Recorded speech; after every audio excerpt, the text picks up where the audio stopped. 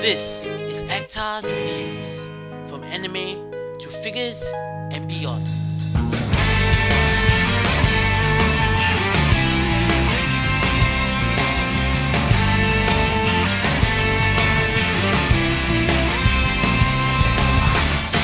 Hey, this is Actar and welcome to Day 5 of Digimon Adventure 02 Week.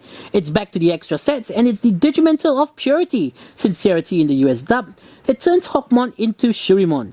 The box is once again compact as it only contains the armor pieces and you'll need the Hawkmon figure from the base set to get Shurimon. The sides of the box feature the Digimon of Purity and the stats of Shurimon.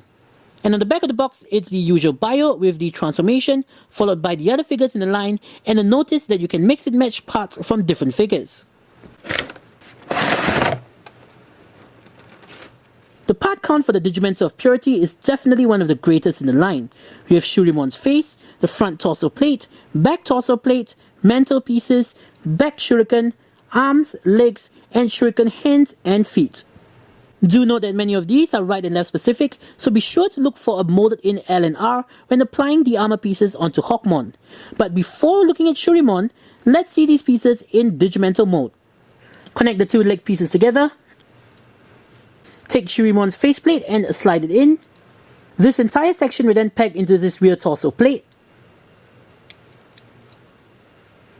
Pull off the hand shurikens and connect the two arms together.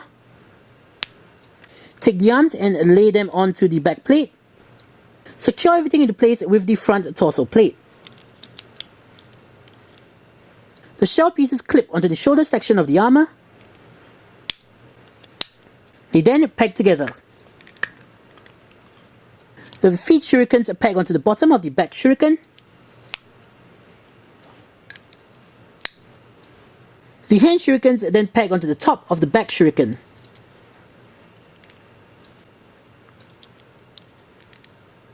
Finally, the back shuriken clips onto the underside of the egg. Just like the US version, the Digimon of Purity is very clean and accurate to the show. Similarly, it also has kibble that takes the form of the extra shurikens on the bottom. Still, it looks great from almost any angle and is also one of the most solid of the eggs. And now that that's cleared up, it's time to Digimental up!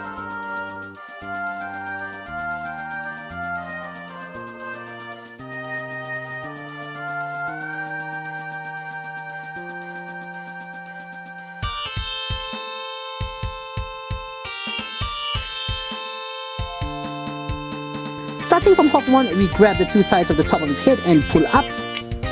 Take his tail and put it all the way up on this hinge. Extend his wings off to the side and rotate his legs so that they are facing backwards. The two torso plates clip over Hawkmon.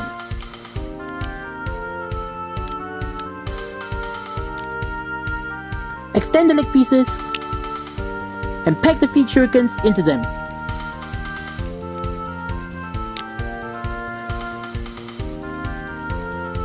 Take the legs and peg them into the sides of Hawkmon's legs.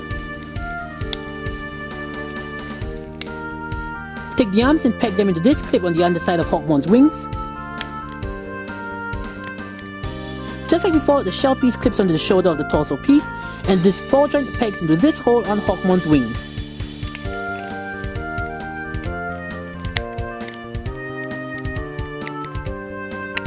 The back shuriken pegs into the hole on the back.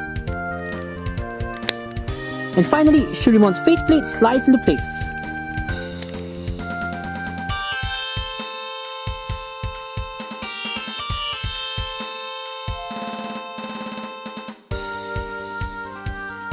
Once again, the Shurimon mode is very clean and accurate, just like the US version.